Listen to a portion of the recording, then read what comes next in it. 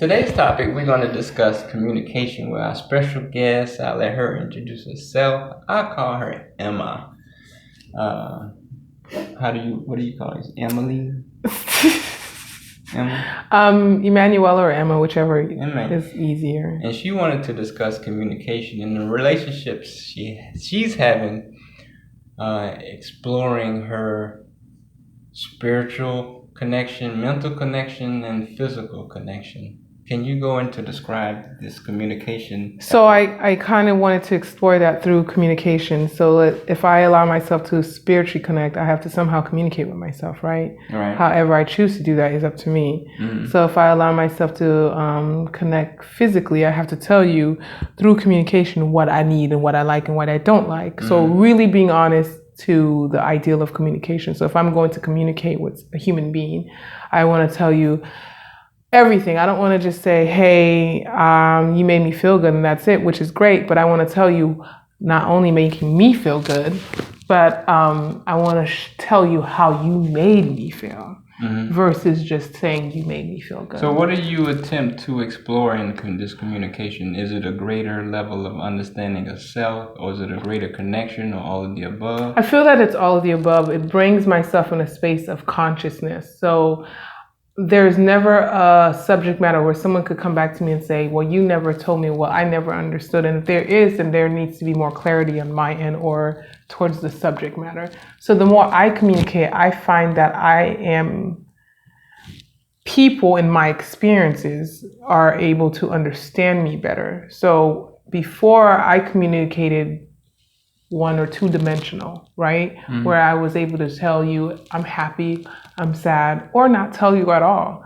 Now I find myself in a space where I'm going past the how I'm telling you how I feel. Now I'm communicating through energy, shared shift energy, not just through words, right? Because there are layers and levels to communication. Right. So how do you determine which people you will communicate with? Because they're all different type of people. Agreed. And you spoke of energy, so you have good energy and negative energy, as you have positive and negative in life. So you don't want to communicate with any and everybody. No. You only want to communicate with people that you know are receptive of how you feel, not necessarily to be biased towards that, but you only can communicate with people that understand where you're coming from. Yes, I agree. There are people who come in my space where they are not necessarily the people that I want to be around, so I excuse myself, or they weed themselves out, I should say. Mm-hmm. And then there are people who, because not everyone, just because they don't understand that way of communication or shared energy, does not mean that they're not wanting to experience that experience. Sometimes there are people that I communicate with where I didn't know that I was going to have a profound experience. I think there was an older gentleman, I should say, I met 2 days ago. I'd never seen this man in my life, and he was an older gentleman because he was a full silver fox gentleman, and he was older. But he sat next to me, and we were having a dialogue, and one of the things that we talked about was being able to recognize what we wanted at one point in our lives is not how we are really going to. We're not going to get into it the way we imagine it to be, right? So being able to sit with a total stranger and have a dialogue, I think people are afraid in some cases to connect with other human beings, maybe out of fear of not knowing and people being judgmental. But the more I interact with people that I don't just personally know, but I interact with strangers, the more I find that I'm more in a loving and safe space because there's clarity, there's truth, there's honesty, and there's giving, and there's without judgment. So when I say communicating, not everybody communicates through energy, right? Right. And not everybody is positive. But if you're someone who's exploring that space, then the universe, or whatever you want to call it, the higher power, will bring that into your space or take that out of your space. And then it will bring like-minded people who communicate in that frequency. Now, you spoke of energy and higher power. Are you more of a religious like Christianity or Muslim? Or are you kind of self-defining your own spirituality? Is it African spirituality? How do you define this higher power? And where do you fall within the topics that I just described? Okay, so I've never had anyone ask me that. So I never actually gave it an identity in a sense of, I never gave it an identity in the sense of like, I am this and I recognize and see this and this is the type of religion I'm in. I grew up religious. As I got older, I find that I was more diving into a spiritual self-awareness connection, believing that God lives within all of us. God is us, right? That concept. So I never gave it a label to say that I specifically am Buddha or, I follow that Buddha practice or I follow an African practice. I think I just explore myself as a person, which indirectly for me, I believe that it brings me closer to my God. Whatever that may look like to someone else is someone else. But for me, I feel that the more I connect with myself consciously, then the more I become powerful and evolve myself as a goddess of whatever I choose to desire it to be. So what I hear you saying in a nutshell is that when you find yourself, the more you find yourself, Master myself, the yeah. more you get in tune to God, the more you in tune into energy, the more you connect with nature. And we could call nature, the environment, or all these other things God, because they worked in accordance to how God made them, same as how you worked to how God made you. So in experiencing self awareness, you are experiencing God in a nutshell. Yes, like that love. When I hear people say, "Man, life is so boring or so redundant," or "There's nothing," or "I would rather just be under the influence to be able to enjoy it. That's the only way I could enjoy life." I'm not judging that, but there's so many things that we have not explored. Just the basic of just the first feeling of emotion or pain or passion or love, fear, all those labels that we label.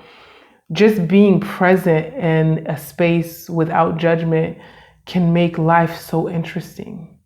Depending on how one person wakes up and views their life. Every day is exciting to me because every day I really dive into exploring, experiencing, and communicating on so many vast levels.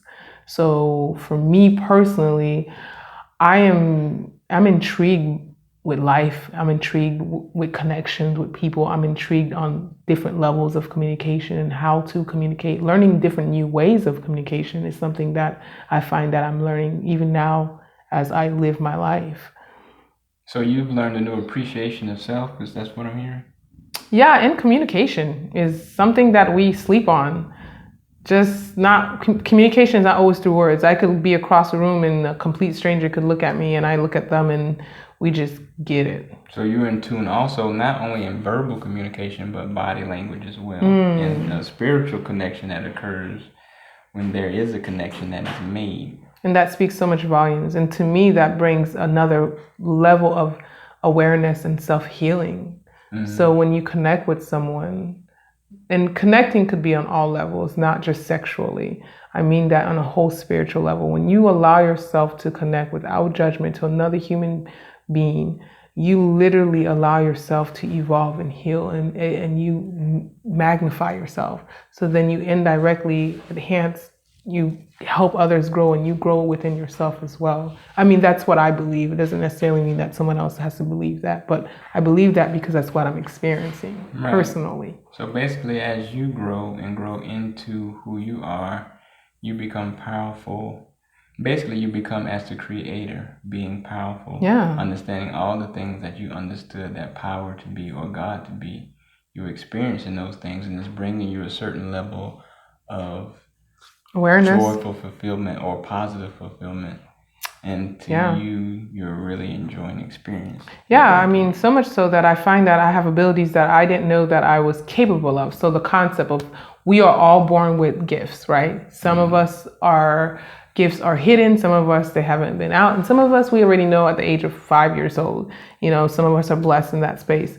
As I get older, the more ability, I find out I have more abilities and more talents some were hidden, some I didn't even know, some I developed through the process of growing. And one of the abilities that I was able to allow myself to connect with since I was young and as I got older, I really dive into is being able to, in a sense, release body pain. So I don't touch just anyone. I feel into each person that I want to be able to say, I want to be able to know that I can release this pain from you. I had a friend 2 days ago that was with a migraine for 2 days, and she was to a point where she was about to go to the hospital crying. And I went up to her yesterday and I just released her migraine, and I was able to check in her with today, and she informed me that if it wasn't for you, I probably would have been in the hospital, because she spent her good majority of her life having migraines, and I was someone who was able to release that.